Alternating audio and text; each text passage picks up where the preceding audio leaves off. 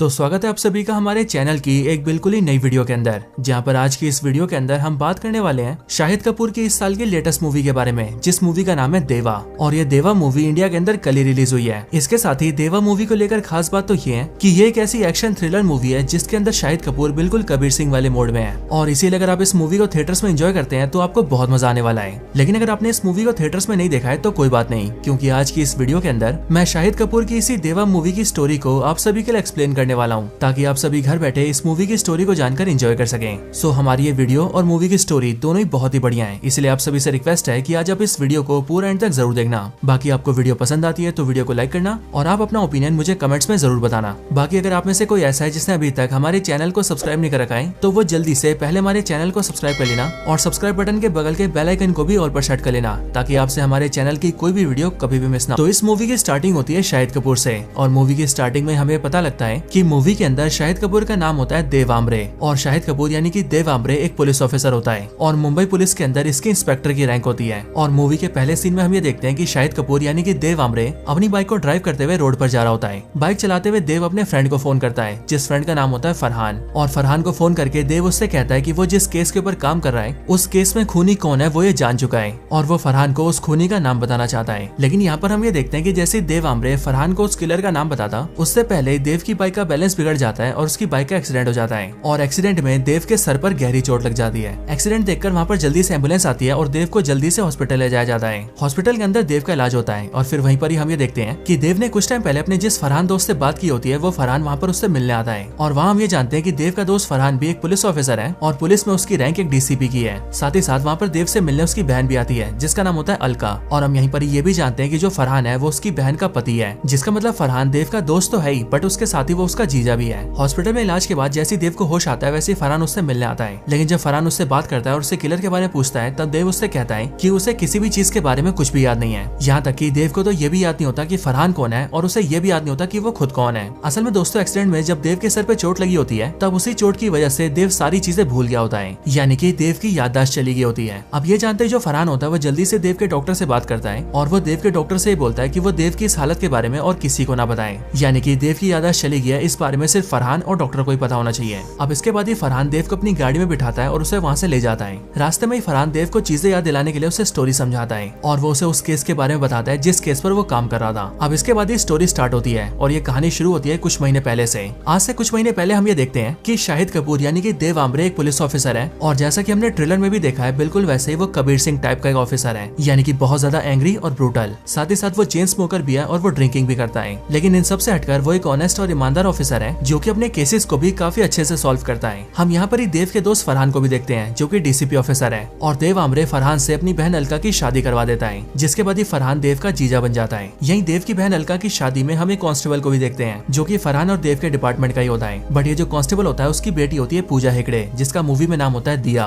और ये दिया भी इस पार्टी में आई होती है। और इसीलिए हम ये देखते हैं कि जब देव दिया को देखता है तब उसे दिया काफी पसंद आती है एंड इसीलिए वो उससे काफी बातें करता है और फिर धीरे धीरे करके उन दोनों की दोस्ती हो जाती है। अब दोस्तों इसके बाद हम ये देखते हैं कि मूवी के अंदर देव का फरहान की तरह एक और दोस्त होता है जिसका नाम होता है रोहन, और रोहन भी देव और फरहान की तरह एक पुलिस ऑफिसर होता है। लेकिन देव अपनी बहन की शादी में नोटिस करता है कि रोहन उसकी बहन की शादी में प्रेजेंट नहीं है, और इसीलिए वो अपने दोस्त रोहन से मिलने के लिए वहाँ पर जाता है जहाँ पर रोहन की ड्यूटी लगी होती है। अगले सीन में हम सीधा रोहन को देखते हैं जो कि इस टाइम पर एक नाकाबंदी में ड्यूटी कर रहा होता है, और इस नाकाबंदी के अंदर वो गाड़ियों की चेकिंग कर रहा होता है। लेकिन चेकिंग के दौरान ही वहाँ पर एक मिनिस्टर की गाड़ी आती है, और जब रोहन उस मिनिस्टर की गाड़ी चेक करने की कोशिश करता है तब वो मिनिस्टर रोहन को ऐसा करने से रोक देता है और वो रोहन की काफी बेइज्जती करता है। एंड वो रोहन से ये भी कहता है कि अगर उसे उसकी गाड़ी की तलाशी लेनी है तो वो उस मिनिस्टर के घर आए और वहाँ से चाबी लेकर जाए। और फिर ये सब बोलने के बाद ही वो मिनिस्टर अपने लोगों के साथ वहाँ से चला जाता है। हालांकि इसी टाइम पर हम ये देखते हैं कि वहाँ पर देव पहुंच चुका होता है, और उस मिनिस्टर ने रोहन से जो बदतमीजी में बोला होता है वो सारी चीजें देव देख लेता है। इसीलिए एज ऑफ कोर्स ये सारी चीजें देखकर कबीर सिंह को यानी कि देव आमरे को बहुत गुस्सा आता है। सो इसीलिए वो सिंपली अपने दोस्त रोहन को अपनी बाइक पे बिठाता है और उसे लेकर सीधा उस मिनिस्टर के घर जाता है। मिनिस्टर के घर पहुंच के देव उसके सारे गुंडों को पीट देता है, और फिर उसके बाद वो उस मिनिस्टर को भी वार्निंग देके उसकी गाड़ी की चाबी लेके गाड़ी ले आता है एंड उसकी गाड़ी को पुलिस स्टेशन में सीज कर देता है। एंड दोस्तों इस वाले सीन से हमें पता लगता है कि देव अपने दोस्त रोहन से काफी प्यार करता है। साथ ही साथ दोस्तों हम ये भी जानते हैं कि जो रोहन है वो भी देव की काफी इज्जत करता है। यहाँ तक कि जो रोहन है वो पुलिस ऑफिसर भी इसीलिए बना होता है क्योंकि उसे देव से इंस्पिरेशन मिली होती है, एंड इसीलिए वो हमेशा ही देव की तरह ऑफिसर बनना चाहता है, यानी कि बिल्कुल ऑनेस्ट और गुंडों को सीधा करके रखने वाला। अब दोस्तों इन सारी चीजों के बाद ही हम ये देखते हैं कि मुंबई शहर के अंदर एक काफी बड़ा क्रिमिनल होता है जिसका नाम होता है प्रभात जाधव, और इस प्रभात जाधव ने मुंबई शहर के अंदर काफी काफी लोगों को जान से मारा होता है और इसीलिए पूरी मुंबई पुलिस उसे ढूंढ रही होती है ताकि वो लोग उसे अरेस्ट कर सके। लेकिन दोस्तों यहाँ हम ये देखते हैं कि पुलिस जितनी बार भी उसे पकड़ने की कोशिश करती है उतनी बारी वो पुलिस से बच के भाग जाता है और देखने में ऐसा लगता है कि जैसे प्रभात यादव को पहले से ही पता हो कि पुलिस उसे पकड़ने आ रही है। अब इसके बाद पुलिस एक बार फिर से टीम बनाती है और प्रभात यादव को पकड़ने जाती है, लेकिन हर बार की तरह इस बार भी वो जान जाता है कि पुलिस उसे पकड़ने आई है एंड इसीलिए वो अपने अड्डे से पहले भाग जाता है। लेकिन इस बार जाने से पहले वो अपने अड्डे पर एक बॉम्ब को इम्प्लांट करता है, जिसके बाद जैसी वहाँ पर पुलिस आती है वैसी बॉम्ब ब्लास्ट होता है और बॉम्ब ब्लास्ट होने की वजह से कई पुलिस ऑफिसर मारे जाते हैं और काफी सारे घायल हो जाते हैं। अब ये बात जैसी देव आमरे को पता लगती है वैसी वो बहुत ज्यादा गुस्सा होता है, साथ ही साथ उसे दुख भी होता है क्योंकि उसके डिपार्टमेंट के काफी सारे पुलिस ऑफिसर मारे गए हैं और काफी सारे घायल हैं। इन सब के साथ ही पूजा हेगड़े यानी कि दिया के जो फादर थे वो भी एक कांस्टेबल थे और वो भी इस ऑपरेशन के अंदर घायल हो जाते हैं और उनकी टांगे खराब हो जाती है और इसीलिए इस वजह से भी देव को बहुत ज्यादा गुस्सा आता है एंड इसीलिए वो ये डिसाइड करता है कि अब वो प्रभात यादव को छोड़ेगा नहीं। इसके बाद ही देव रोहन के साथ मिलकर एक टीम बनाता है और कई सारे पुलिस ऑफिसर्स को लेकर सीधा प्रभात यादव को पकड़ने जाता है। और दोस्तों इस बार के ऑपरेशन में ऐसा लगता है कि प्रभात यादव पुलिस के आने के बारे में जानता ही नहीं था एंड इसीलिए वो पुलिस से नहीं बच पाता और उसे पुलिस का सामना करना पड़ता है, जिसमें हम ये देखते हैं कि प्रभात यादव और उसके कई सारे गुंडे पुलिस ऑफिसर्स के ऊपर हमला कर देते हैं। लेकिन पुलिस टीम उन सबको संभाल लेती है और जब प्रभात यादव वहाँ से भागकर निकल रहा होता है तभी रोहन जाकर उसे घेर लेता है, बट वहाँ पर प्रभात यादव रोहन को जान से मारने वाला होता है। बट वो ऐसा करता है कि उससे पहले वहाँ पर देव आता है और वो रोहन की जान बचाते हुए प्रभात यादव के सर पे गोली मार देता है, जिसके बाद प्रभात यादव की मौत हो जाती है। लेकिन दोस्तों जो देव है वो बाकी सारे पुलिस ऑफिसर से ये बोलता है कि प्रभात यादव का एनकाउंटर उसने नहीं बल्कि रोहन ने किया है और देव ऐसा इसीलिए करता है ताकि जो रोहन के फादर है वो उसकी इज्जत करें, क्योंकि दोस्तों जो रोहन के फादर थे वो रोहन के पुलिस बनने से खुश नहीं थे और इसीलिए देव ये सोचता है कि जब इस बहादुरी के लिए रोहन को मेडल मिलेगा तब उसके फादर जरूर खुश होंगे। अब ये सब होने के बाद ही जो रोहन और देव होते हैं वो काफी खुश होते हैं और इसीलिए वो लोग साथ में मिलकर पार्टी भी करते हैं। फिर इसके बाद कई दिन बीत जाते हैं और फिर वो वाला दिन आता है जिस दिन प्रभात यादव का एनकाउंटर करने के लिए रोहन को मेडल दिया जाएगा। इस इवेंट में रोहन को स्टेज पर बुलाया जाता है और उसे मेडल दिया जाता है और फिर मेडल लेने के बाद जो रोहन होता है वो माइक में अपने अवार्ड की स्पीच बोलता है। लेकिन दोस्तों रोहन जैसी अपनी स्पीच को स्टार्ट करता है वैसे हम ये देखते हैं कि कहीं दूर से एक बुलेट आती है और वो सीधा रोहन के हार्ट में घुस जाती है और फिर वो बुलेट रोहन की बॉडी को चीरते हुए सीधा रोहन की जान ले लेती है एंड रोहन उस बुलेट की वजह से ऑन द स्पॉट मर जाता है। इस अटैक को देखकर देव, फरहान और वहाँ खड़े सारे पुलिस ऑफिसर्स दंग रह जाते हैं और किसी को भी ये समझ नहीं आता कि आखिरकार ये हमला किया तो किया किसने है। इसके आगे हम ये देखते हैं कि रोहन की मौत की वजह से देव को काफी गुस्सा आता है और इसीलिए वो ये डिसाइड करता है कि चाहे कुछ भी हो जाए वो रोहन के कातिल को पकड़ के रहेगा। इसके बाद ही देव सीधा फरहान से बात करता है और अब क्योंकि फरहान मुंबई पुलिस के अंदर डीसीपी है इसलिए देव उससे कहता है कि वो खुद ही रोहन के मर्डर केस के ऊपर इन्वेस्टिगेशन करना चाहता है और इसीलिए वो चाहता है कि फरहान रोहन के मर्डर केस को देव को दे दे। इसके बाद ही फरहान भी रोहन के मर्डर केस को देव को दे देता है, जिसके बाद देव जल्दी से अपनी पुलिस टीम बिल्ड करता है और रोहन के मर्डर के ऊपर जल्दी से इन्वेस्टिगेशन स्टार्ट करता है। अब इन्वेस्टिगेशन के अंदर देव और उसकी पुलिस टीम को सबसे पहले प्रभात यादव के लोगों पर शक होता है और अब क्योंकि दुनिया के सामने प्रभात यादव को मारने वाला रोहन था इसलिए देव और उसकी पुलिस टीम को ऐसा लगता है कि हो ना हो प्रभात यादव के किसी आदमी ने रोहन से बदला लेने के लिए उसे जान से मारा है। ये बात जानते ही देव जल्दी से सबसे पहले प्रभात यादव से जुड़े हुए सारे लोगों को पकड़ता है और उसे जिन जिन पर भी शक होता है वो उसे बहुत पीटता है और उन्हें पुलिस की हिरासत में लेकर उनसे इन्वेस्टिगेशन करता है। लेकिन रोहन के मर्डर के बारे में उसे किसी से कुछ भी पता नहीं लगता है और फिर जब देव को प्रभात यादव से जुड़े हुए किसी भी आदमी से कुछ पता नहीं लगता है तब वो ये सोचता है कि हो ना हो रोहन के मर्डर के पीछे वही लोकल पॉलिटिशियन है जिसके घर जाकर देव और रोहन ने उसकी गाड़ी जब्त की थी,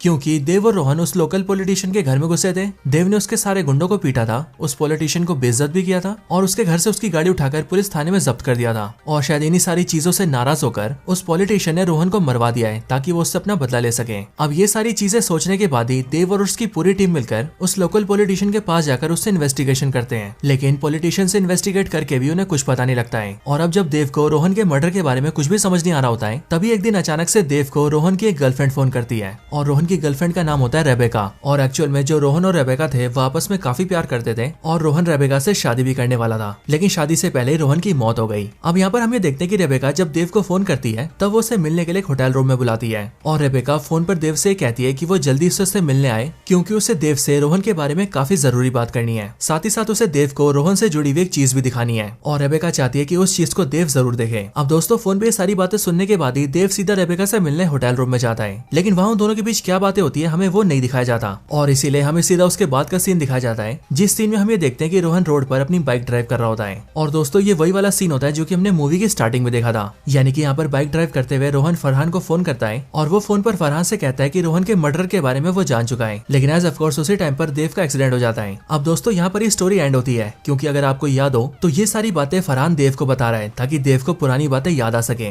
स्टोरी के खत्म होने के बाद ही हम ये देखते हैं कि फरहान अपनी कार से रोहन को उसके घर छोड़ता है और जाने से पहले देव के हाथ में रोहन के मर्डर केस की फाइल देता है ताकि देव रोहन के मर्डर केस के मर्डर के बारे में जान सके, यानी कि उसे याद आ सके कि किलर कौन है, एंड देन वो इस बारे में फरहान को बता सके। अब देव को उसके घर छोड़ के फरहान चला जाता है, जिसके बाद ही हम देव को देखते हैं जो कि रोहन के मर्डर केस की फाइल को पूरी तरह से पढ़ता है एंड उसके बारे में सारी जानकारी इकट्ठा करता है। अगले दिन से ही देव रोहन के मर्डर केस के बारे में इन्वेस्टिगेशन फिर से स्टार्ट करता है और वो अपनी पुलिस टीम के साथ मिलकर उन सारे सस्पेक्ट्स को उठाता है जिनके ऊपर रोहन के मर्डर का शक होता है, और वो बारी बारी करके सबसे इन्वेस्टिगेट करता है। अब हालांकि दोस्तों देखा जाए तो देव को उसके बारे में ज्यादा कुछ याद नहीं होता, क्योंकि एज ऑफकोर्स वो अपनी मेमोरीज भूल चुका होता है। लेकिन अब क्योंकि देव ने रोहन के केस के बारे में सब कुछ पढ़ रखा होता है, इसीलिए उसे रोहन मर्डर केस के बारे में सारी चीजें पता लगी होती है, एंड दैट्स व्हाई वो पूरी शिद्दत से रोहन के किलर को ढूंढ रहा होता है। अब कुछ दिन बाद ही हम ये देखते हैं कि जो रोहन के पेरेंट्स होते हैं वो अपने घर पर रोहन की शोक सभा रखते हैं, और रोहन की शोक सभा में सभी लोग शामिल होते हैं, यानी कि रोहन की फैमिली और उसके रिलेटिव्स, रोहन की गर्लफ्रेंड रेबेका, देव और फरहान भी।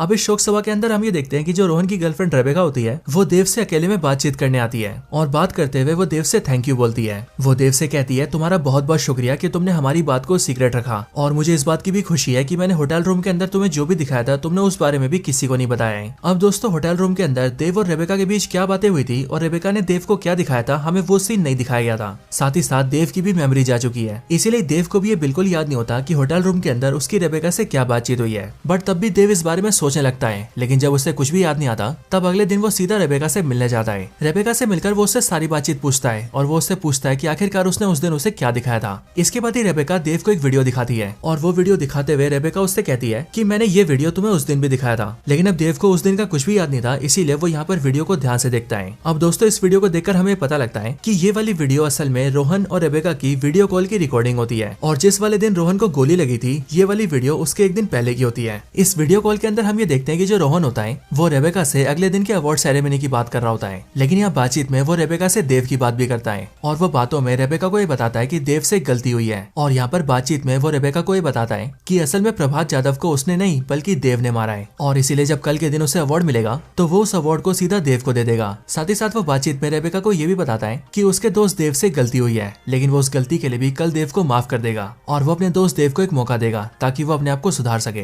क्योंकि एज ऑफ कोर्स वो अपने दोस्त देव से बहुत प्यार करता है। अब इस वीडियो को देखने के बाद ही देव सीधा इस वीडियो को सीधा फरहान को दिखाता है, और वीडियो दिखाकर देव फरहान से कहता है कि ये वीडियो उसे रेबेका ने दी है। वीडियो देखकर और देव की बातें सुनकर फरहान देव से कहता है कि जिस रात को तुम्हारा एक्सीडेंट हुआ था उस दिन एक्सीडेंट से पहले तुम रेबेका से मिलकर आए थे, और तुम्हारी बातों से मुझे पता लगा कि उस रात को भी रेबेका ने तुम्हें ये वाली वीडियो दिखाई थी, और वीडियो देखने के बाद ही तुमने रास्ते में मुझे फोन करके बताया था कि तुम जान चुके हो कि रोहन का किलर कौन है, और इसीलिए इसका मतलब यही होता है कि तुम्हें रोहन के किलर के बारे में इस वीडियो को देखकर ही पता लगा था, यानी कि इस वीडियो के अंदर कोई तो ऐसी बात है जिस बात को सुनकर तुम्हें किलर का पता लग गया था। अब ये बात सुनने के बाद देव भी ये समझ जाता है कि इस वीडियो में रोहन ने जो भी बात कही है उस बात का क्रिमिनल से काफी गहरा नाता है, और अब इसके लिए देव रोहन के मर्डर केस की इन्वेस्टिगेशन को और भी टाइटली स्टार्ट करता है, एंड वो रोहन के कंप्यूटर, फोन और बाकी चीजों की भी काफी अच्छे से तलाशी लेता है। इसके साथ ही जहाँ पर रोहन को गोली लगी थी देव वहाँ पर भी इन्वेस्टिगेशन करता है, और वो वहाँ पर एक शार्प शूटर को लेकर आता है, एंड उस शार्प शूटर की मदद से वो धीरे धीरे करके इस बात को ट्रैक कर लेता है कि रोहन को उस दिन जो गोली लगी थी वो गोली कौन सी बिल्डिंग से चलाई गई थी, बिल्डिंग के कौन से फ्लोर से चलाई गई थी, किस फ्लैट से चलाई गई थी, और यहाँ तक कि किस एंगल से चलाई गई थी। साथ ही साथ देव उस शार्प शूटर और गन एक्सपर्ट के साथ मिलकर इस बात को भी जान जाता है कि जिसने भी रोहन को गोली मार के उसकी जान ली है उसने रोहन को टाइमर गन का इस्तेमाल करके मारा है। और टाइमर गन दोस्तों बेसिकली ऐसी गन होती है जिसे बस आपको एम करके छोड़ देना होता है और टाइमर सेट करना होता है, जिसके बाद आप कहीं पर भी बैठकर सिर्फ अपने फोन से उस गन से फायरिंग करवा सकते हैं। एंड देव को यहाँ पर पता लग जाता है कि जिसने भी रोहन को जान से मारा है वो रोहन का कोई करीबी है, और उसने बिल्कुल ऐसे टाइमर गन का इस्तेमाल करके रोहन को मारा है। अब धीरे धीरे करके देव को रोहन के मर्डर के बारे में सब कुछ पता चल चुका था, लेकिन बस देव के लिए एक बात जानना रह गई थी कि आखिरकार रोहन को मारा किसने है। अब देव इस बारे में अपने घर में बैठ कर सोच रहा होता है, लेकिन तभी अचानक से उसे अपने घर में एक छोटा सा गन का खिलौना दिखता है, और ये गन का खिलौना बिल्कुल एक टाइमर गन जैसा होता है, और इसीलिए इस गन को देखकर देव को कुछ याद आता है, और फिर थोड़ा सोचने के बाद ही देव को ये समझ में आ जाता है कि आखिरकार रोहन को किसने जान से मारा है। एंड अब रोहन के किलर के बारे में जानने के बाद ही वो जल्दी से रोहन के मर्डर केस की फाइल को तैयार करता है और उसे लेकर सीधा फरहान के ऑफिस में जाता है, और फिर वो उस फाइल को फरहान को देते हुए फरहान से कहता है कि वो जान चुका है कि रोहन को किसने जान से मारा है। लेकिन ये सुनकर जैसे ही फरहान देव से पूछता है कि आखिरकार वो कौन है, उसका नाम बताए, वैसे इस बात पर देव फरहान से कहता है कि तुम रोहन के मर्डर की इस फाइल को पढ़ो, इसे पढ़ने के बाद तुम्हें पता लग जाएगा कि उसका किलर कौन है। इसके बाद ही दोस्तों फरहान उस केस की फाइल को पढ़ना स्टार्ट करता है, जिसके बाद यहीं पर एक स्टोरी स्टार्ट होती है, और हम ये देखते हैं कि ये बात आज से काफी टाइम पहले की होती है, बिल्कुल उस टाइम की जिस टाइम पर देव और रोहन ने मिलकर प्रभात जाधव को मार दिया था, और मारने के बाद वो दोनों बैठकर पार्टी कर रहे थे। यहाँ पर देव और रोहन काफी खुश थे, बट तभी यहाँ पर अचानक से रोहन देव से कहता है कि तुमने प्रभात जाधव को मार दिया है और मुझे इस बात की बहुत खुशी है, लेकिन मुझे ये बात समझ नहीं आ रही कि हम पहले जितनी बार भी प्रभात प्रभात यादव को पकड़ने जाते थे उतनी बार वो हमारे आने के बारे में कैसे जान जाता था। मुझे लगता है हो ना हो हमारे डिपार्टमेंट का कोई उससे मिला हुआ था। ये बात सुनकर देव रोहन से कहता है कि चाहे जो हो जाने दो, अब प्रभात यादव मर चुका है, इसलिए रोहन को इस बारे में सोचना नहीं चाहिए। लेकिन दोस्तों इसके बाद ही रोहन देव के सामने एक बड़ा खुलासा करता है और वो देव से कहता है कि मैं जानता हूँ कि जो गद्दार प्रभात यादव से मिला हुआ था और जो उसे बार बार पुलिस के आने की खबर दे रहा था वो और कोई नहीं बल्कि देव ही है। एंड फिर दोस्तों हम भी यहाँ पर फ्लैशबैक में देखते हैं कि जब भी पुलिस की टीम प्रभात यादव को पकड़ने जा रही थी तब हर बारी देव प्रभात यादव को फोन करके उसे पहले से अलर्ट कर दे रहा था। अब रोहन के मुंह से अपनी बात सुनकर देव उससे कहता है कि वो प्रभात यादव का साथ दे रहा था उस बात की एक मजबूरी थी, और मजबूरी ये थी कि देव बचपन में बहुत गरीब था। उसका बाप एक बहुत बड़ा शराबी था जो कि कोई काम नहीं करता था, साथ ही साथ वो उसे और उसकी फैमिली को मारता भी था। और एक बार तो देव के फादर ने शराब पी के उसे इतना मारा कि देव के पैर ही टूट गए और उसे हॉस्पिटल में इलाज कराने अकेले जाना पड़ा। लेकिन कमाल की बात तो ये थी कि अपना इलाज कराने के लिए भी उसके पास पैसे नहीं थे। बट उस टाइम पर उसकी मुलाकात प्रभात यादव से हुई और उसने उस टाइम पर देव की हालत देखकर उसका पूरा इलाज करवाया एंड उसने उसके बाद से देव और उसकी फैमिली की मदद भी की, जिस वजह से देव के ऊपर प्रभात यादव के कई सारे एहसान थे और इसीलिए इसके बदले में वो प्रभात यादव को पुलिस से बचाया करता था। लेकिन एक बार प्रभात यादव ने हद पार कर दी, क्योंकि जब पुलिस की टीम उसे पकड़ने गई तब वो वहाँ से भाग तो गया बट उसने जाने से पहले बॉम्ब ब्लास्ट करके हमारे बहुत सारे पुलिस ऑफिसर्स को मार दिया और कईयों को बुरी तरह से घायल कर दिया। और फिर इसीलिए उस दिन के बाद से मैंने उसे पुलिस की टिप देना बंद कर दिया एंड अपने मन में ठान लिया कि अब मैं उसे जान से मार दूंगा। और फिर इसीलिए उसके बाद मैं तुम्हारे साथ उसके एनकाउंटर पर गया एंड मैंने उसे जान से मार दिया। ये सब बताने के बाद ही देव रोहन से कहता है कि अब प्रभात यादव मर चुका है और कल तुम्हें उसका गोल्ड मेडल मिलेगा, इसलिए अब तुम भी पुरानी बातें भूल जाओ और नई लाइफ स्टार्ट करो। लेकिन दोस्तों यहाँ पर रोहन देव से कहता है कि वो ईमानदार ऑफिसर है और इसीलिए वो ये समझता है कि देव ने जो भी किया वो गलत किया। एंड अब इसीलिए इसके आगे रोहन देव से कहता है कि अब जब कल के दिन उसे अवार्ड मिलेगा तब वो उसी दिन सबके सामने ये बताएगा कि उसका दोस्त देव प्रभात यादव से मिला हुआ था। और फिर ये बोलने के बाद ही रोहन वहाँ से चला जाता है। लेकिन दोस्तों जब रोहन अपने घर आता है तब वो इस बारे में काफी सोचता है और फिर इसीलिए वो ये डिसाइड करता है कि उसके दोस्त देव ने जो भी किया शायद से वो सब मजबूरी में किया और शायद अगर देव की जगह रोहन होता तो शायद वो भी ऐसा ही करता। एंड अब इसीलिए उसे अपने दोस्त देव को एक दूसरा मौका देना चाहिए, क्योंकि वो इस बात को जानता है कि देव एक बहुत ही अच्छा आदमी है। और फिर दोस्तों इन सारी बातों को डिसाइड करने के बाद ही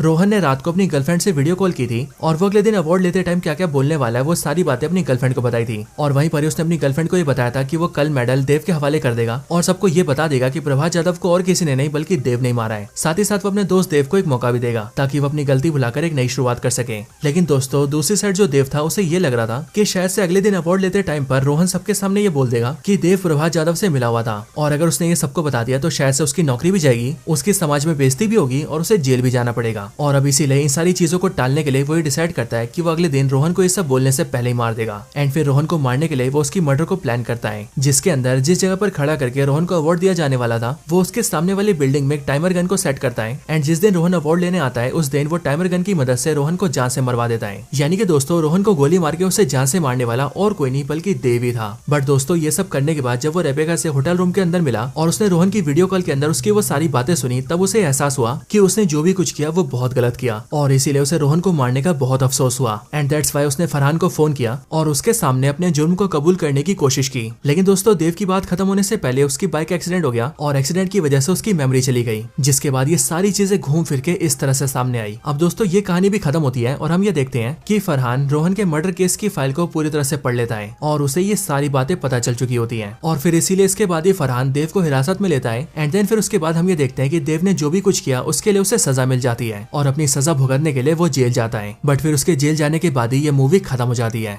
तो दोस्तों यही थी वीडियो देवा मूवी की स्टोरी के ऊपर। आपको वीडियो पसंद आई हो या फिर मूवी की स्टोरी अच्छी लगी हो तो आप इस वीडियो को लाइक जरूर करना और मुझे कमेंट्स में इस बारे में जरूर बताना। और जिन्होंने चैनल सब्सक्राइब नहीं करा वो जल्दी से चैनल को सब्सक्राइब कर लेना और हमारी लेटेस्ट वीडियोस को टाइम से देखने के लिए सब्सक्राइब बटन के बगल के बेल आइकन को भी ऑल पर सेट कर लेना। एंड अगर आपको ऐसी और भी कमाल की वीडियोस देखनी हो तो उसके लिए आप सभी हमारे चैनल को चेकआउट कर सकते हैं। मुझे उम्मीद है कि आपको हमारे चैनल की सारी वीडियोस बहुत पसंद आएंगी। तो बस आज की इस वीडियो को यहीं पर एंड करते हैं। मैं मिलता हूँ आपसे ऐसी किसी और बेहतरीन वीडियो में, तब तक के लिए गुड बाय।